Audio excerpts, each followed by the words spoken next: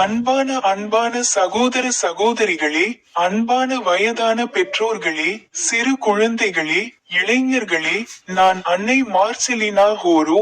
இன்று ஜனவரி முதல் நாள். உங்கள் அனைவருக்கும் இனிய புத்தாண்டு வாழ்த்துக்கள். புத்தாண்டுக்கான பிரார்த்தனை. ஓ சர்வவல்லமையுள்ள கடவுளே, புத்தாண்டின் இந்த புனிதமான தருணத்தில் உங்கள் பாதங்களில் நன்றியுடன் வருகிறோம். கடந்த ஆண்டில் உமது பாதுகாப்பு, ஆசீர்வாதங்கள் மற்றும் வழிகாட்டுதலுக்காக நாங்கள் உமக்கு நன்றி கூறுகிறோம்.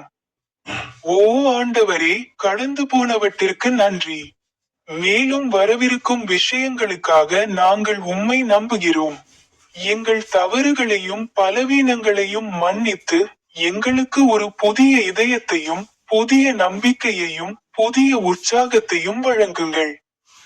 அமைதி மற்றும் வழிகாட்டுதலுக்காக ஓ ஆண்டவரே, இந்த புத்தாண்டில் உமது அமைதியில் நடக்க எங்களுக்கு கற்றுக் கொடுங்கள்.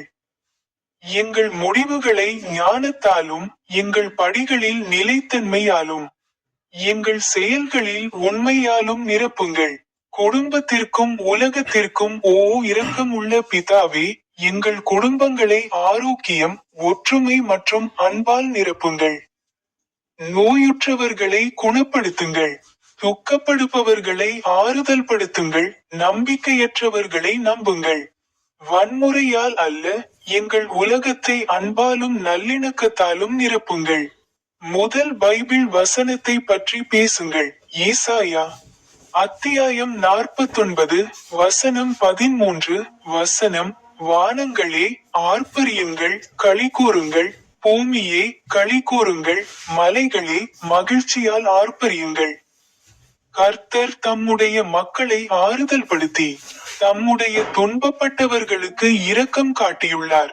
பொருள்: இந்த வசனம் கடவுளின் மகத்தான ஆறுதலை கொண்டாடுகிறது.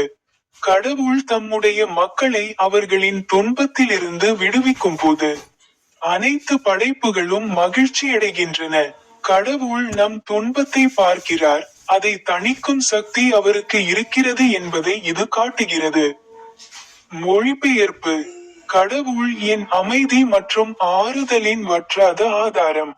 வேண்டுகோள்: ஆண்டவரே, புத்தாண்டில் என் வாழ்க்கையிலிருந்து துக்கத்தை நீக்கி உமது தெய்வீக அமைதியால் என்னை நிரப்புங்கள். பிரார்த்தனை: சர்வவல்லமையுள்ள கடவுளே, உமது கருணைக்கு நன்றி.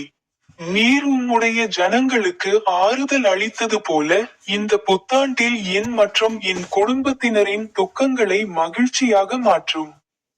ஆமென். இரண்டாவது பைபிள் வசனத்தை ஓதி காட்டுங்கள்.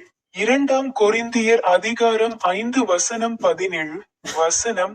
ஆகையால் ஒருவன் கிறிஸ்துவுக்குள் இருந்தால் அவன் ஒரு புதிய சிருஷ்டி, பழையவைகள் ஒழிந்து போயின, இதோ எல்லாம் புதிதாயின. பொருள்: இது கிறிஸ்தவ வாழ்க்கையின் மிகப்பெரிய உண்மை. நாம் கிறிஸ்துவை ஏற்றுக்கொள்ளும்போது நமது கடந்த காலம், நமது பாவங்கள், நமது பழைய பழக்கவழக்கங்கள் நீங்கிவிட்டன. கடவுள் நமக்கு ஒரு புதிய தொடக்கத்தையும் புதிய இயல்பையும் தருகிறார். மொழிபெயர்ப்பு: கிறிஸ்துவுக்குள் என் வாழ்க்கை ஒரு புதிய மற்றும் புனிதமான தொடக்கமாகும். வேண்டுகோள்: ஓ இயேசுவே, நான் உம்மை போல ஆக என் பழைய இயல்பை முழுமையாக புதுப்பித்தருளும். ஜெபம்: அன்புள்ள ஆண்டவராகிய இயேசுவே, இந்த புத்தாண்டின் முதல் நாளில் நான் என்னை உமக்கு ஒப்புக் கொடுக்கிறேன். என் கடந்த காலத்தின் தோல்விகளையும் பாவங்களையும் அழிக்கும். ஒரு புதிய படைப்பாக வாழ எனக்கு பலம் கொடுங்கள். ஆமென். பைபிள் வசனத்தின் கடைசி வசனத்தை கூறுங்கள்.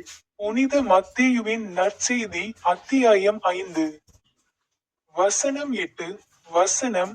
இருதயத்தில் தூய்மையானவர்கள் பாக்கியவான்கள், ஏனென்றால் அவர்கள் கடவுளை காண்பார்கள். பொருள்: இருதயத்தின் தூய்மை என்பது இங்கே ஒரு நேர்மையான இதயத்தை குறிக்கிறது.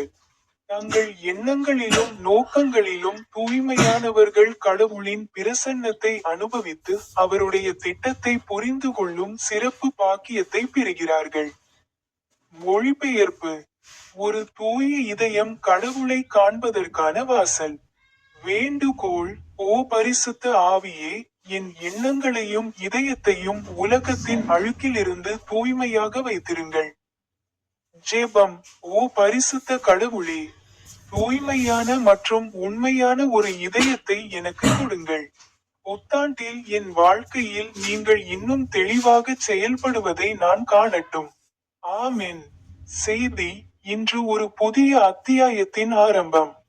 கடவுள் உங்கள் வாழ்க்கையை தனது நன்மையால் அலங்கரிப்பதாகவும், உங்களை ஒரு புதிய படைப்பாக மாற்றி, உங்களை தனது வாரிசாக நியமிப்பதாகவும் உறுதியளிக்கிறார். உங்கள் இதயத்தை தூய்மையாக வைத்திருங்கள். அவருடைய ஆறுதலில் நம்பிக்கை வையுங்கள். ஜெபிப்போம்.